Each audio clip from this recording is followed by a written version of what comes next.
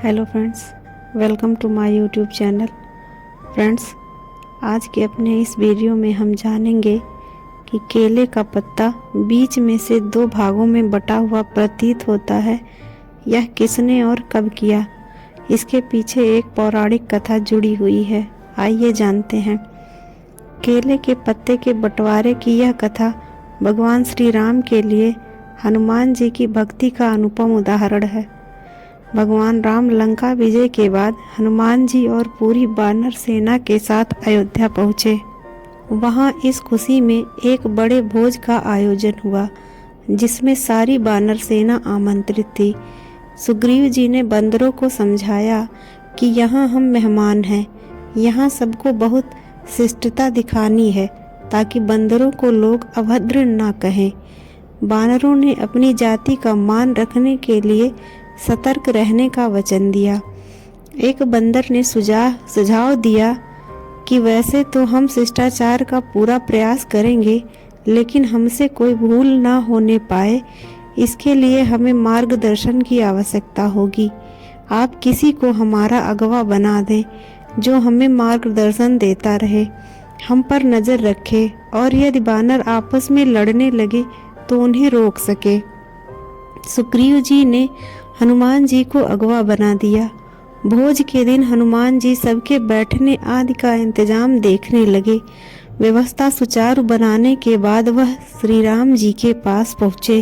श्री राम ने हनुमान जी को आत्मीयता से कहा, हनुमान जी, आप भी मेरे साथ बैठकर भोजन करें। हनुमान जी संकोच में पड़ गए। एक तरफ तो प्रभु की इच्छा थी, दूसरी तरफ यह विचार था कि भोजन करने से प्रभु का मान कम ना हो जाए। हनुमान जी धर्म संकट में पड़ गए। वह अपने प्रभु के बराबर बैठना नहीं चाहते थे।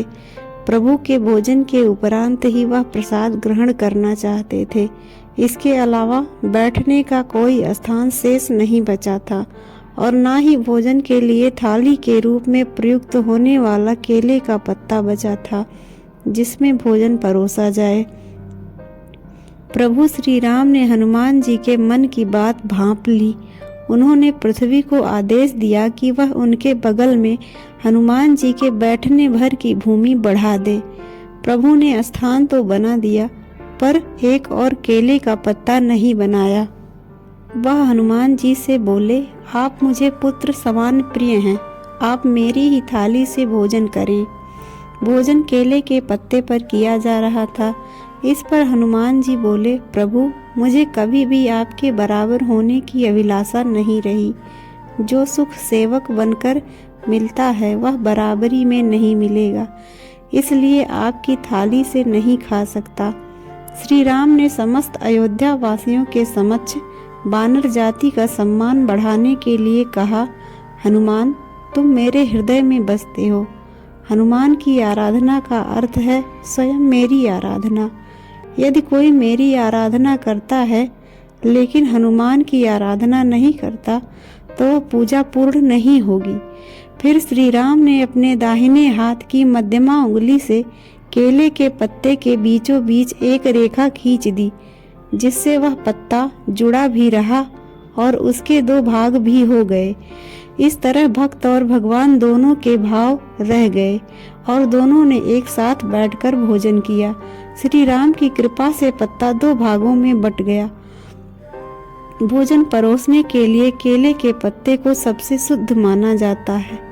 शुभ कार्यों में देवों को भोग लगाने में आज भी केले के पत्ते का प्रयोग किया जाता है। इस प्रकार केले का पत्ता एक साथ जुड़ा रहकर भी दो हिस्सों में बट गया। फ्रेंड्स, वीडियो में दी गई जानकारी आपको पसंद आई हो तो चैनल को लाइक, शेयर, सब्सक्राइब करना ना भूलें और कमेंट में जय श्री राम अवश्य लिखें।